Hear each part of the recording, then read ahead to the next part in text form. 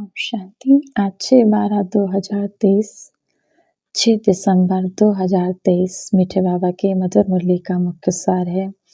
मीठे बच्चे, मैं तुम्हें फिर से राजयोग सिखलाकर राजाओं का राजा बनाता हूँ। इस फिर से शब्द में ही सारा चक्र समाया है। बाबा कहते हैं मैंने तुम्हें पहले भी सिखाया था, पिछले कल्प में भी सिखाया था और अब मैं तुम्हें फिर सिखा रहा हूँ। तो मैं तुम्हें इस राजयोग सिखाकर राजाओं का राजा बनाता हूँ। इस फिर से शब्द में सारा चक्र समाया है। प्रश्न है आज की मुरली से, शिव बाबा भी प्रबल है तो माया भी, दोनों की प्रबलता क्या है? उत्तर, बाबा ने तुम्हें पतित से पावन बनाने में बाबा प्रबल है। इसीलिए शिव बाबा को पतित पावन सर्वशक्तिमान कहा जाता है। माया फिर पतित बनाने में प्रबल है। सच्ची कमाई में ग्रहचारी ऐसे बैठती है जो फायदे के बदले घाटा हो जाता है। विकारों के पीछे माया तवाई बना देती है। इसीलिए शिव बाबा कहते हैं बच्चे देही अभिमानी बनने का पुरुषार्थ करो। है ना। बाबा कहते हैं ये तुम्हारे विकार हैं, काम क्रोध मोह लोभ अहंकार ईर्ष्या निंदा द्वेष, ये सब क्या है? ये तुम्हारे विकार हैं। तो बाबा कहते हैं तुम्हें पतित बनाते हैं। सच्ची कमाई में ग्रहचारी ऐसे बैठती है कि फायदे के बदले घाटा हो जाता है। तो विकारों के पीछे माया तवाई माना माया के 5 विकार बुरी तरह से घेर लेते हैं। तो इसको एक ही उपाय है। बाबा कहते हैं अपने को आत्मा समझकर शिव बाबा को याद करो। बाबा कहते हैं माँ मेकम याद करो। गीत है आज की मुरली से, हमें उन राहों पर चलना है। धारणा के लिए मुख्य सार है पहला नंबर, बुद्धि की लाइन सदा क्लियर रहे, इसके लिए देही अभिमानी रहना है। सच्ची कमाई में माया किसी प्रकार से घाटा ना डाल दे, यह संभाल करनी है। बुद्धि की लाइन सदा क्लियर रहे, इसके लिए देही अभिमानी, अपने को आत्मा समझ और शरीरी समझ बाबा को याद करना है। सच्ची कमाई में माया, सच्ची कमाई जब बाबा को याद करते हैं तो विकर्म कटते हैं और योग का बल मिलता है। तो बाबा कहते हैं वो है तुम्हारी सच्ची कमाई, उसमें माया के विकार घाटा ना डाल दें, ये संभाल करनी है। दूसरा नंबर, कर्मेंद्रियों से कोई भी विकर्म नहीं करना है। इंश्योर करने के बाद सर्विस भी जरूर करनी है। कर्मेंद्रियों से कोई भी विकर्म नहीं करना है।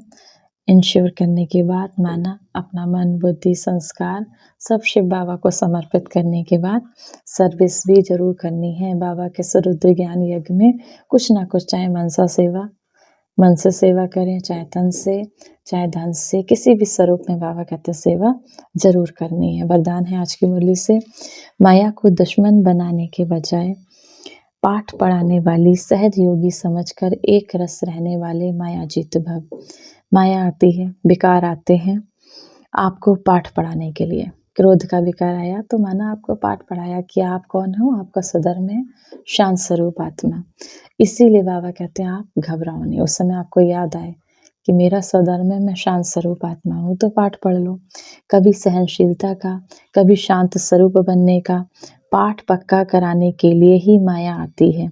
इसीलिए माया को दुश्मन के बजाय अपना सहज योगी समझो तो घबराहट में हार नहीं खाएंगे।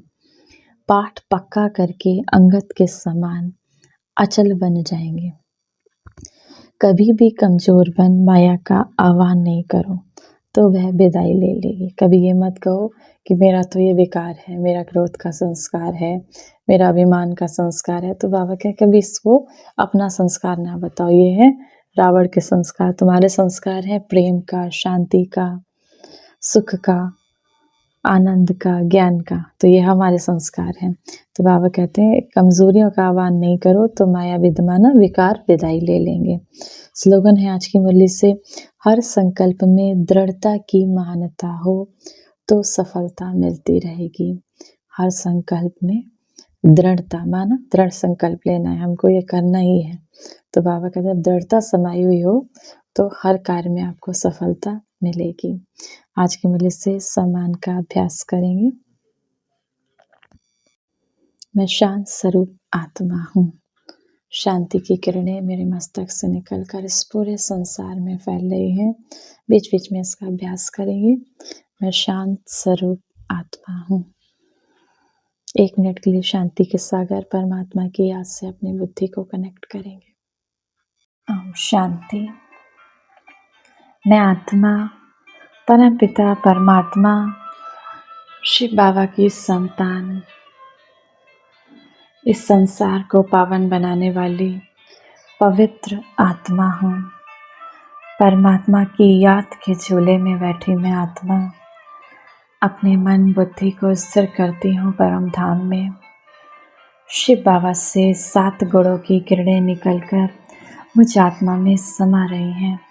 मैं आत्मा खुशबूदार फूल बनकर चारों दिशाओं में इस पूरे संसार में इन 7 गुणों की किरणों को बिखेर रही हूँ।